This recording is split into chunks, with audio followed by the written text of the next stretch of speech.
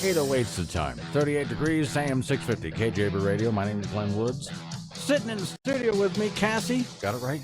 Yay. Yes, fine. From Wyoming Liberty Group, and she's here once again to talk about education spending in the state of Wyoming, because when it comes to spending on education, the state of Wyoming just can't seem to figure out how to get it right. Shouldn't be that hard, right?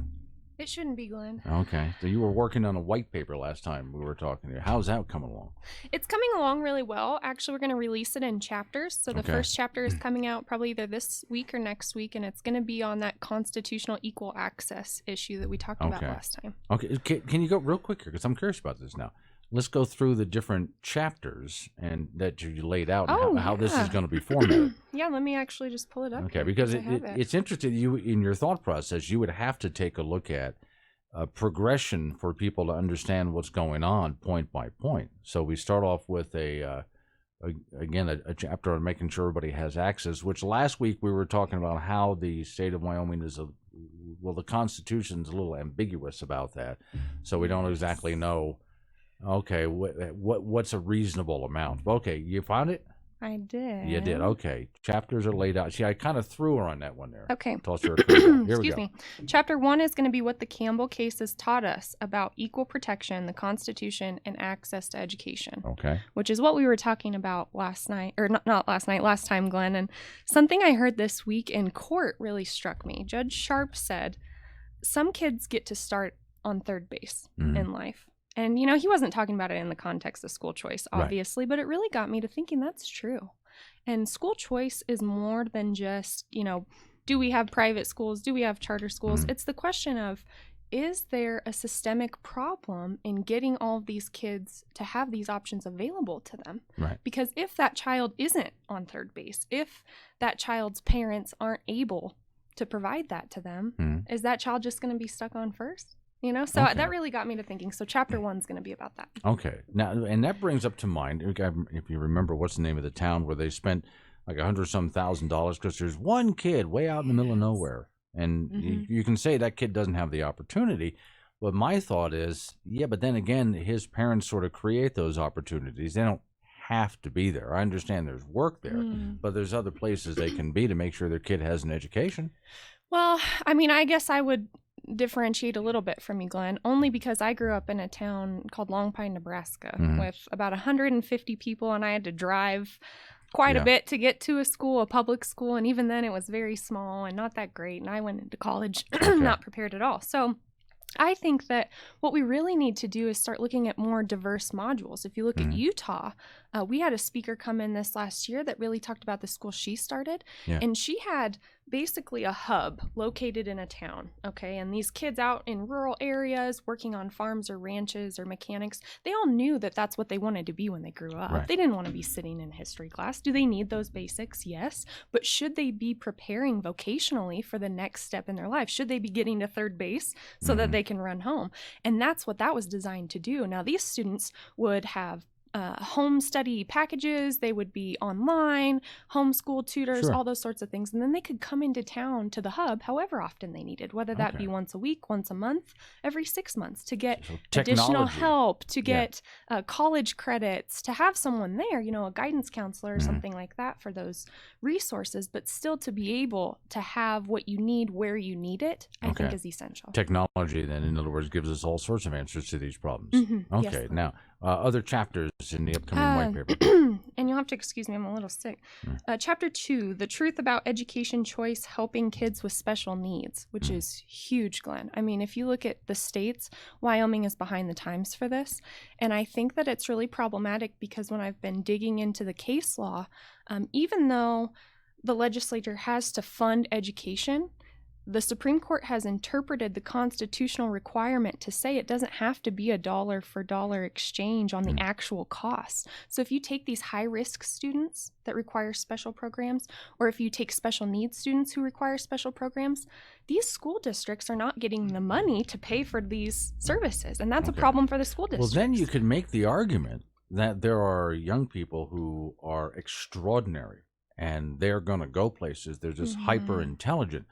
but do we have the resources and do we give them what they need to be all they can be, to go as far as they can go? Could someone make the argument, hey, my kid's a genius, but you're not giving him genius level opportunities? That's exactly true, Glenn. We teach typically the same way in the public school system that we taught 50 years ago, with the teacher at the front of the classroom. And so what you see is the Swiss cheese effect, where kids are moving along with gaps of knowledge and they don't know. But then you also see that top 10%, right? Who's remaining unchallenged, who could perhaps graduate early, be invested in these college courses. And that's where ESAs also really come in, because a lot of states do rollover programs where, say, the child could graduate high school at 16, they can still get that ESA program and roll that over into community college credits, for example, and really get a head start on life, which I think is what we want for our children's education, right? We want them to do the best that they can do. Okay, let's roll through some of the other shit. This is interesting. Yeah. I really like this. Chapter 3, how education choice aids in the stability of Wyoming's overall fiscal sustainability. Okay, and that's what we big one. talked about last time. Can we come up with a way where, we can fund these school districts at a level that they need to be funded without making them too big to succeed, without just growing the budget over time, where we're spending more money than we're ever seeing return? Yeah. And I think the education choice, ESAs, these individualized programs, they shouldn't be perceived as a government handout or anything like that, because really they're not, Glenn. The Constitution and the case law says that we calculate those tax dollars per head per student. So if we look at it, that's that student's money. That's what's been allocated through tax dollars to them for their education. I'm just saying maybe we open up the conversation to looking at these individualized methods where we're not funding a bureaucracy all the time. We still are for the kids that want to go to public school, and that's fine. But we have these individualized methods that cut down on spending and really make sure that those dollars are going to that student. Because with ESA programs, you submit your receipts on everything you spend. There's very clear tracking mechanisms for that. A big part of this is going to be cutting down on that bureaucracy. That's going to be a huge part of it. It is. And I was a little sad about the Wyoming Tribune article. It was good, but when they said that the Wyoming Liberty Group is trying to cut school spending, that's not what we're doing at all. I don't want to see tax dollars leave the school district. That's not what I'm saying. But I want to take a hard look at where the tax dollars are actually going. Are they going into the classroom? And if they are, that's good. And if they're not, why? And what can we do better to be more efficient? And then you're going to run into the problem every time you find a way to either better spend the money, or if you find a way to reallocate or cut where there's just waste. You're always going to come up with somebody who says, well, you're just trying to cut. You're just trying to, you don't care about kids, in other words. You're just trying to make kind of cuts, and they want to stop you in your tracks. And I don't think they understand what you're trying to do. Spending less money is not necessarily bad. Yeah, I think that the question becomes, how do we provide the best education for our kids in the most efficient way without it being cheap? Okay. I think that that's what it More in just a moment. It's AM 650 KGAB. Motivation, inspiration, education, all without any manipulation. It's The Flatline with Rick Hughes. Each week, Rick invites you to orient and adjust and learn the 10 problem-solving devices found in the Bible and apply them to your life. It's The Flatline with Rick Hughes, Sunday mornings at 7:30 on Cheyenne's #1 news talk radio, AM 650 KGAB, and online at kgab.com. People say you can't get much for your dollar nowadays. To those people, we say, because Taco John's everyday value menu is loaded with classic tacos, burritos, desserts, and other one-of-a-kind favorites. And get this, nothing on it costs more than $3. In fact, you can get a lot of it for less than $2. And some items are only $1, which is another word for $1. So how about that for your dollar, eh? How about that? Ole the day at Taco John's. Dee's Candy is ready for Easter. Are you? Dee's creativity with chocolates and hard candies is unmatched this Easter. With colored pastel yellow, blue, and pink bunnies, assorted cream chocolates with Easter designs, Easter baskets made from hard candy and filled with chocolates or hard candies. From solid chocolate and white chocolate bite-sized suckers to the 3 1/4 pound solid chocolate bunny. Dee's Candy is made to eat, not just to sell. It's all candy at Dee's on Ridge Road, south of Albertsons. The biggest stars, the hottest talk, Rush, Hannity, Beck, Ramsey on Cheyenne's #1 news talk radio, AM 650 KGAB. Time is 8:18, AM 650 KGAB Radio. My name is Glenn Woods. Thanks for joining me. Phone number, by the way, to get involved, if you want to talk to Cassie, 632-6500 or 888-503-6500. We're talking about schools, and you're doing a whole white paper here, which to me is really interesting, just the layout on how you do. That's why I was asking, tell me some of the chapters that you've laid out here. We gone through them all? There's a couple more. Okay. I'll just hit them real quick. The options in education choice, because there's a lot of different things that Wyoming could do. Transparency as a key to efficiency. Education choice statistics.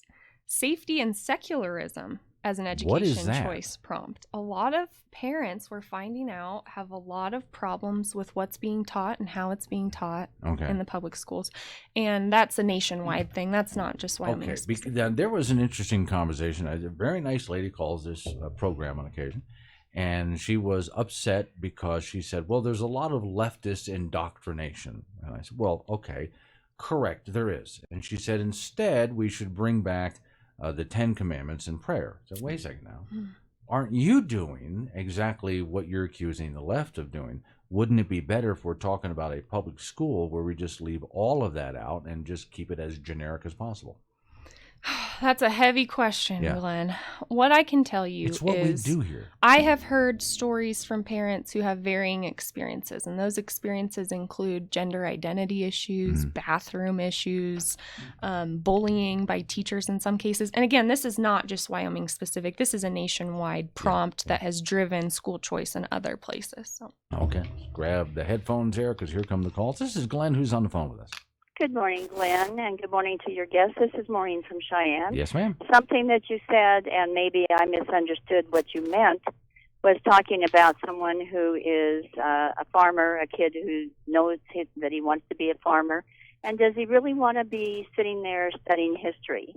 That alarmed me. If we don't know the history of our country, there's no way that we can respect or understand the people that have died to have the freedoms that we have. Plus, history is important. Without knowing different subjects, you're ignorant. You can't just learn what you want to do, as work for the rest of your life. Our students need a well-rounded history, and as somebody had mentioned, a history of the truth of what is out there, not what somebody determines is the truth. And so if you would explain what you meant by that, I would greatly appreciate it. Thank you so much. That was a good question. I'm glad she caught me on that. What I really mean to say, Glenn, is that the way that kids learn and the way that they receive information is very different. I think from going back to Long Pine, Nebraska, I had plenty of farm and ranch kids in my history class, for example, and they all sat in the back and they were all tuned out and not listening to a darn thing. But maybe, just maybe, if they weren't in that environment, if they could have individualized learning, online classes, if they can learn these things, and then have the vocational aspect also. If they can then go to LCCC and take some mechanic classes, for example, maybe they'll feel far more invested in their education. They'll feel like they are a part of it and it's on a track that they want to be on. Do you know what I mean by that? First off, and another thing I want to touch on just briefly is the history that's being taught in our schools, from what I hear, is it needs some work. We're not doing civic education. We're not doing things like that make these well-rounded citizens. So opening up some more of those opportunities where we can really teach true history, true civics in the way that works for that child, I think is what's best. Okay, and a couple of things. First off, we can tell you're from Nebraska because you said darn. Oh, if you had said gosh darn, you would have been from like North Dakota. Okay, so the other thing is, you and I were talking about this yesterday. I was not a good student, and it's mainly, there's some dyslexia there. But a lot of it has to do with just the way I absorb information is different than a classroom setting. So in many cases, teachers need to be aware of, well, Johnny over here is a very visual person, but this guy over here learns better where it's books, and teachers have to figure out where that student's at. How was he wired in order to properly teach him, which is another reason I like the voucher program, because one of the things my mom tried to do for me is, well, that public school is not working, but there's a private school over here. Let's put them in that and see if they can get to them, see if it'll work out better. Did you have those similar problems? Well, Glenn, I was in a very small school, and to be honest, it was just get you on to the next grade. Yeah. I remained unchallenged, and by the time I got to college, I was unprepared because I was a smart kid. and I kind of just got overlooked. And okay, there's the next thing is being unchallenged, because it's not just the way I absorb information. For me, it was also sitting in classrooms with teachers and topics that I found were completely that interest, there was that nothing desire there. to learn. God, I would just drift off, and that's not that I don't need any kind of medication to keep me on topic. I was drifting off just because this was boring to me. But as soon as I got in an atmosphere where the teacher made it not boring, I was a sponge. Apparently for you too. You graduated law school how fast? Oh gosh, I graduated early, but let me tell you, when I got to college, I went to my first week of class and decided maybe I should go to my room and study, because I had a lot of catching up to do. Catching up to do. But I don't want this to be construed as an attack on the public school system, because it's not. I have talked to some of those teachers and some of those administrators, and I understand that in 2019, teachers aren't teachers anymore. They are social workers, they are parents, they are everything for these kids in a lot of cases. And what this will do is relieve some of the burden off of that system so that learning can become more individualized. Because how can we expect one teacher with 30 kids, to teach this kid in a visual way and teach this kid in an auditory way? At a certain point, we need that relief. We need a constellation of providers so that each kid can get individualized care that they need. Okay, here's your challenge. And this is like a game show. You're going to be on the clock here. Ding, ding, ding. I'm going to give you a little bit of a commercial break here and come back in a couple of minutes, design your perfect Wyoming school system as you would like to see it run. More in just a moment. AM 650 KGAB.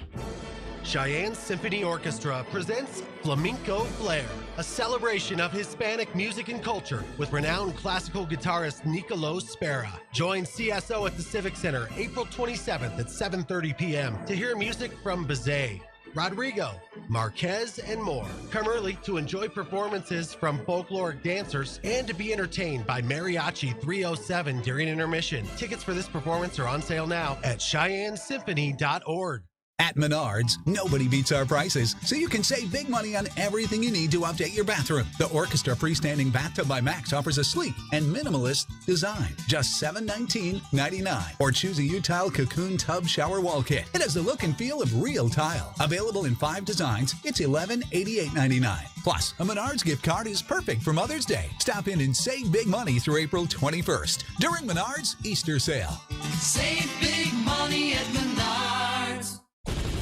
Here at News Talk 650 KGAB, we pride ourselves on a top-notch news department with Joy Greenwald and Doug Randall. Weather with Don Day of dayweather.com. To break up this quality professionalism, we hire some obnoxious, pasty white guy. That would be Glenn Woods. We'll let you figure him out. AM 650 KGAB. I said before, ain't no figuring this out. It's AM 650 KGAB radio, so I went ahead and put Cassie on the spot here. So your perfect Wyoming school system, top to bottom, looks like what? The perfect school system has a well-funded, good public education system. That's without question. But what it should also have is ESAs and tax credit scholarships. Because all of these kids, regardless of how much income their parents make, should be allowed to have access to everything. There should be no restrictions. And the reason is we need to remove the restrictions that are usually associated with traditional education, and we have to start becoming more innovative so that we can have flexibility with these kids and how they're learning. And there's 4 things with that: time, place, path, and pace. Those are the 4 key things, and that's going to vary for each child.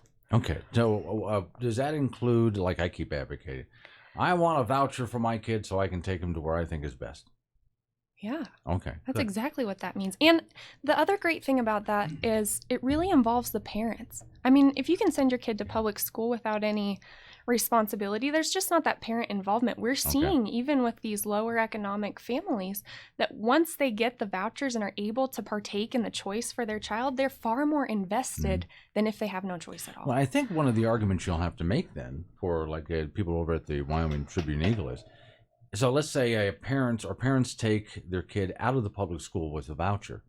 That's not defunding the school system. No. Because the money didn't belong to the school, it belongs to the kid and is supposed to follow the kid. So if they're worried we are defunding our schools, no, we're not.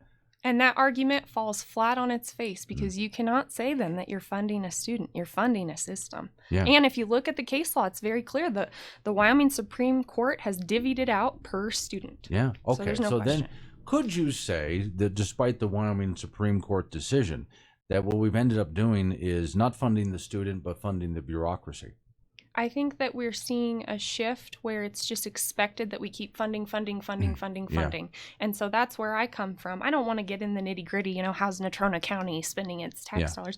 I just want to draw the legislators' attention to, are we going to keep funding this forever, or are we going to start looking at more options? Okay, this is going to be real quick for this caller. This is Glenn. What you got for us? Hey, yes, nice to hear you talking this morning. With all due respect, if you have a transgender child, are you going to make an individual program for that child? Okay, I'm going to let you go, and she can answer that, and you've got 1 minute. Go ahead. Again, no pressure. Glenn, I don't really know, I guess, the correct answer to that, but what I know from talking to some of the parents is that some students in that situation find themselves to be bullied, for example, and perhaps a learning environment that's more conducive to them would be one that's more private. And so I would think that ESA options might work for someone in that situation. But you see, to me, that would be if we find, and I know some people are going to disagree, but if there's a student in that situation and they think, well, the public school over here, the high school down the road, there's a whole lot of bullying going on. Well, then, okay, again, here's your voucher. Go to where there isn't, and that might be a better solution. So we don't have to spend more money at the school level. They can just go where it's a better atmosphere. Exactly, and that's not to say that they wouldn't be welcomed in the public school. It's just to say opening up options for each individualized situation, because no two things are the same. Okay, real quick, where do people follow your work? Please follow us on yliberty.org. If you'd like to donate and be a part of our membership, you can receive even more materials, and follow us on Facebook as well. Okay, thank you for coming in. Appreciate it.